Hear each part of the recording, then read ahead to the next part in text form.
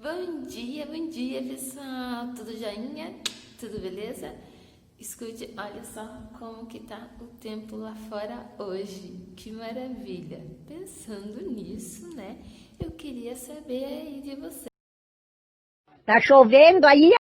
Aqui tá chovendo. Que maravilha, hein pessoal? Espero que o dia que vocês estejam assistindo esse vídeo esteja chovendo também, né? Porque nós estamos precisando muito dessa chuva. Quem aí está sofrendo com a falta d'água, pessoal? Tá complicado, né? As gramas, não sei lá como que tá no terreno de vocês, mas lá em casa a grama tá morrendo. Tem uma árvorezinha que tá nascendo lá, né? E ela também, ela está bem sequinha, porque eles estão precisando de água e não está caindo água, né? Fora a queimada, esse tempo seco, os nossos rios estão ficando bastante secos, né? É uma tristeza. Eu vejo cada imagem dos rios secos que, gente, dá uma dor no coração, uma dor muito triste, né? Mas, vamos rezar para continuar essa chuvinha maravilhosa, certo? Para nos abastecer. Belezinha, galera? Então, vamos para a nossa aula de hoje? Então, galerinha, hoje nós vamos conversar como que ficou a política do nosso país, tá certo? Então, para isso, vamos relembrar o que nós vimos na aula passada. Na aula passada, então, nós vimos o quê? Nós vimos aqueles grupos que eles queriam, cada grupo queria que o país fosse governado de uma forma diferente, né? Então, tinha os radicais que queriam que a população, né, participasse dessa política, que fosse algo mais popular. Já os militares queriam que a política fosse centralizada. Então, eles queriam o quê? Que eles só comandassem o Brasil, tá? E daí, dessa forma bem centralizada mesmo. Já a elite, né, aqueles grupos que tinham bastante poder bastante poder econômico, que queriam que o governo fosse descentralizado, então que não só os militares comandassem o Brasil, mas que também os governos, os estados pudessem participar dessa política, pudessem tomar as suas decisões de forma mais autônoma, né? Como previa a Constituição lá, mas que essa elite pudesse participar ativamente, pudesse realmente fazer parte da política. E é isso que nós vamos conversar hoje, tá bom? Então, para começarmos a falar sobre o nosso assunto de hoje, vejam só. O que é isso, pessoal? Por que será que eu tô mostrando isso, hein, galera? Esse café com leite, hein?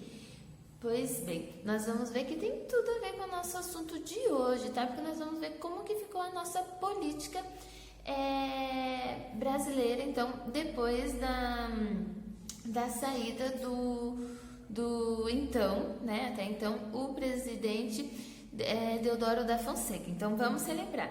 O que aconteceu? Lembra do presidente, né? O Marechal Deodoro da Fonseca. Ele saiu, ele foi muito criticado. Lembra que ele estava gastando demais, havia muita corrupção, a população não estava contente. Então, quem assumiu no lugar dele foi quem? Foi o vice-presidente, que era o Floriano Peixoto, lembra? Lembra que eu comentei na outra aula? Então, o Floriano Peixoto também acabou ficando ali por um período como presidente do Brasil, tá bom? Ele ficou, então, até 1894. Depois desse período de 1894, então, essa descentralização, né, que a elite estava tanto almejando, tanto queria, ela acabou acontecendo. E é esse o nosso assunto de hoje, essa política café com leite. Mas o que é essa política café com leite? Não estou entendendo, né, prof? Vocês vão ver que tem tudo a ver, que tem esse período da história. Ela é conhecida mesmo como política café com leite, tá certo? Mas antes de vermos certinho o porquê dessa política café com leite, vamos olhar ali aquele gráfico que ele traz o quê? Os presidentes ali daquele período, que é de 1894, certo? Que foi o primeiro presidente do Brasil que não foi um militar, tá certo? Que foi eleito até 1930, tá? Então é só naquele período ali os presidentes que nós vamos ver. Então vejam lá, observem, pessoal, quem são os presidentes? Da onde eles são? Então vejam lá, o presidente Prudente de Moraes é da onde? De São Paulo. E o segundo lá, Campos Salles, que fica em cima, né? 1898, é de São Paulo. E o terceiro, Rodrigues Alves, é de São Paulo. E lá em cima, Alfonso Pena, é de Minas Gerais. E lá embaixo, Peçanha, Rio de Janeiro. Lá em cima, Hermes da Fonseca, Rio Grande do Sul. O Venceslau Braz é de onde? Minas Gerais. O Delfim Moreira, Minas Gerais. E depois temos ali o Epitácio Pessoa de Paraíba, o Arthur Bernardes de Minas Gerais e o Washington Luiz de São Paulo. Então vejam só, pessoal, a maioria dos estados, dos presidentes ali vieram de quais estados, hein? Da onde que eles eram? Podemos observar então que a maioria era de São Paulo ou Minas Gerais, né? Um ou outro era de um outro estado, um era do Rio de Janeiro, outro era do Rio Grande do Sul, outro era da Paraíba, mas no modo geral era ou São Paulo ou Minas Gerais. Pois bem, então isso tem tudo a ver com o nosso assunto de hoje, tá? Que é essa política café com leite, tá certo? O que é essa política café com leite? Então, lembra que eu falei que a elite queria a descentralização do governo, porque eles queriam governar também, tá? Em busca dos seus interesses próprios. Por quê? Porque se tivesse alguém lá da mesma classe deles, do mesmo convívio social ali, com os mesmos objetivos, lá no poder, lá na presidência, o que aconteceria? Eles conseguiriam, então, os seus benefícios, né? Então, lembram que na época o café era o quê? O principal produto da economia, não é? Lembra disso? Pois bem, então o que aconteceu? Essa elite do café, esses fazendeiros, eles se juntaram junto com quem? Com os fazendeiros, né? Das produções de leite. Então o café ele era produzido bastante lá na região sudeste, principalmente ali em São Paulo. Lembram lá daquele mapinha que nós vimos lá naquela aula? Então, e o leite, a produção de leite estava bastante concentrada onde? Em Minas Gerais. Então, o que nós temos? A elite de São Paulo, né, ali das fazendas de café, se juntou com a elite da produção de leite de Minas Gerais. Por isso a política café com leite. Entenderam? Porque eles se juntaram. Por quê? Para eles irem se alternando nessa presidência, tá? Então, ora algum fazendeiro político, algum fazendeiro de café ia ser presidente, se candidatar a presidente, ora algum fazendeiro da produção de leite ia se candidatar a presidente. Por quê? Porque estando um deles lá, então ele ia acabar beneficiando ali aquela produção de leite. Então vejam só, tudo tinha interesses por trás, tá, pessoal? Eles não queriam assim, vamos pensar, almejamos um Brasil, que o Brasil se desenvolva, que haja menos menos desigualdade no país, então vamos juntar as nossas forças para ser um Brasil mais igualitário, né? Então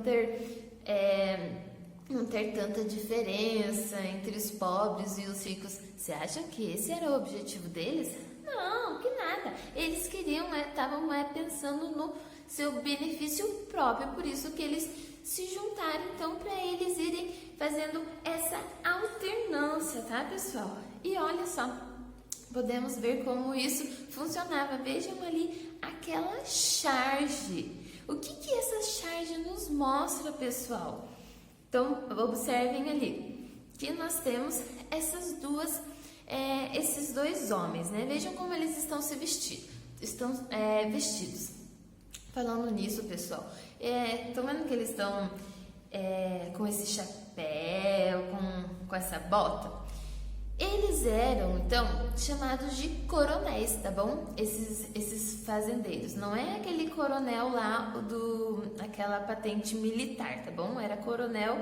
Esses fazendeiros eram chamados de coronéis, tá? Não sei se vocês já assistiram aquelas novelas que acontece bem isso mesmo, novela ou até mesmo filme, que as pessoas chamam os fazendeiros de coronel.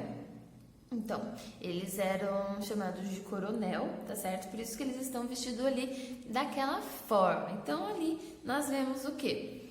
Eles estão numa gangorra, certo?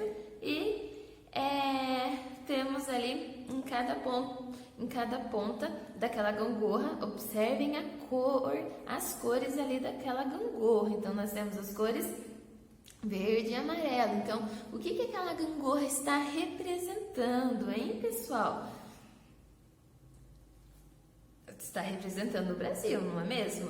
E os coronéis, né? Essas pessoas que estão cada um numa ponta. O que eles estão fazendo, hein? Vocês acham que essa brincadeira, entre aspas, deles, de verem ali quem está por cima e quem está por baixo, está representando o quê? Observem que ali embaixo, onde cada um está ali no chão, tem a sigla. Olha lá, o coronel que está em preto, a sigla SP. SP é a sigla da onde, pessoal? Do estado da onde? Estado de São Paulo, certo? E ali embaixo daquele homem de branco nós temos a sigla MG, que é a sigla de Minas Gerais. Então, estão vendo ali eles naquela gangorra, naquele ora você, ora eu, ora São Paulo, ora Minas Gerais. Então, vejam ali essa charge, essa crítica a essa forma de governo, né? Então, vejam, pessoal, mas como que eles se garantiam, né? Eles juntaram as forças para que ora um governasse, ora outro, né? Ora São Paulo, ora Minas Gerais. Mas como que eles iam garantir que isso acontecesse, que eles fossem eleitos? Afinal de contas, o Brasil tem vários estados, né? Não tem só 2 estados. Simples, pessoal. O que acontece? Eles, como eles eram muito ricos, eles tinham muito poder, além do poder econômico, o poder social também, tá? E acabaram influenciando também, tendo bastante influência política. Então, as pessoas que acabavam ficando ali perto daquelas pessoas, daquelas fazendas, né? Elas acabam acreditando ali neles e nós já vamos conversar direitinho sobre isso, tá bom? Mas antes vamos ver só ali aquelas questões da página 157, tá, pessoal? Então respondam ali a 1 e a 2 e referente a 3 vamos conversar. Pensem aí comigo, ó. Lembram lá então da descentralização, né? Que a elite, então, ela desejava o quê? Desejava a presidência, que era esse poder central. Então, vocês acham que elas conseguiram isso mesmo? Vocês acham que elas conseguiram chegar ao poder? E qual que é essa relação delas com o Estado? Por que será que como nós vimos ali naquela naquela linha do tempo. Lembro, então, que eu, né, já havia comentado ali com vocês e nós podemos ver também lá na Constituição, quer ver? Vou pegar aqui para vocês, lá no artigo 5 e no artigo 6, que nós vimos lá na outra aula, né? Então, por quê? O que ele diz?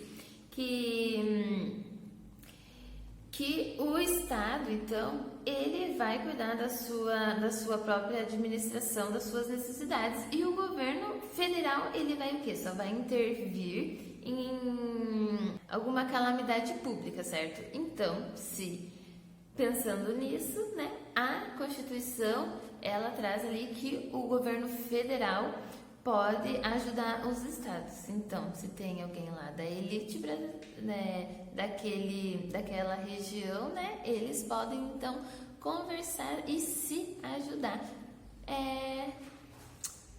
de acordo com os seus interesses, né? Então, é isso aí, pessoal. Como as pessoas são, né? Vejam só como que foi a nossa política brasileira. E será que hoje em dia ela é assim ainda? O que vocês acham? Pensem lá, galerinha. Agora, então, pessoal, lá na página 158 nós temos o quê? Nós temos o voto do cabresto, tá bom? O que será que é o voto do cabresto? Isso, então, tem tudo a ver com o que nós estávamos conversando ali sobre a eleição daquela elite, tá certo? Então vejam ali nessa chart, tá? Vamos partir dessa chart. Então ali nós temos o quê? Nós temos aquela pessoa, né? Aparentemente uma mulher, e ela está como? Quem que ela está representando? Então vejam que em cada personagem ali daquela charge há uma palavra. Então aquela mulher está escrito soberania, o homem está escrito político, e quem ele está carregando ali, pessoal? Vejam a figura de um burro, né? Que está, vejam o que está escrito ali, eleitor, hein? O que vocês acham disso, hein, pessoal?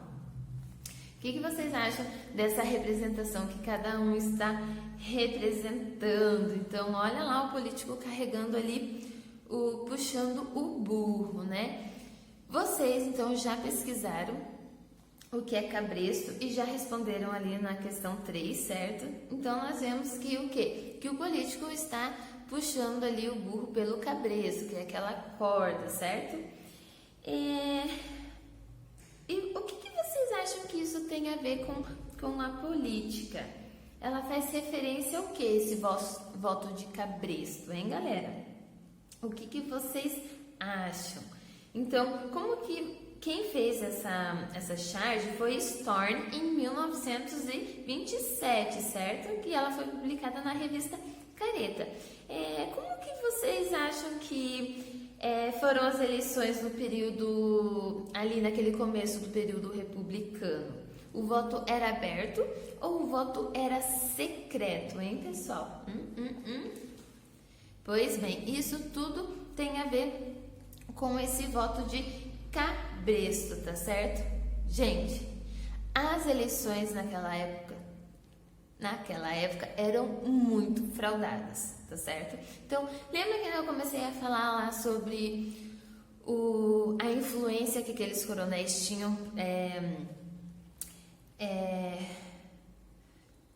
ali pela população?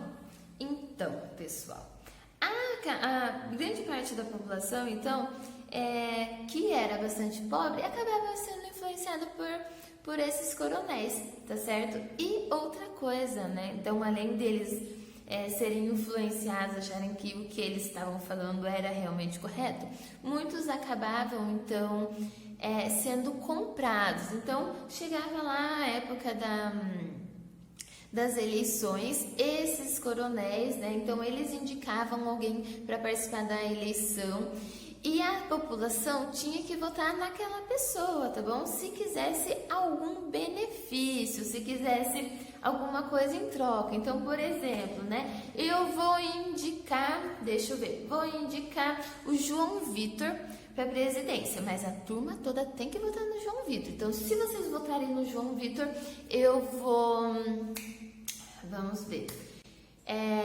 Vou dar um passeio pra turma toda, tá? Sei lá, pra Foz do Iguaçu, né? Ou lá para um parque aquático, mas vocês têm que votar no João Vitor, entenderam? Então tudo tinha uma troca. Se você não votar no João Vitor, se eu descobrir que o Enzo não votou no João Vitor, o Enzo vai ficar sem o benefício e vai ser bastante criticado, tá? Então você já não quero mais conversar com você e eu vou fazer de tudo para que você sofra muitas consequências, tá, pessoal? Então era isso que acabava acontecendo, tá? Só que claro que na época não era troca por um parque aquático, como as pessoas eram pobres, então essa troca era por emprego, por roupa, por comida, tá bom? Então era pelaquela necessidade básica deles que eles faziam essa troca, certo? Então não existia nada de secreto, certo?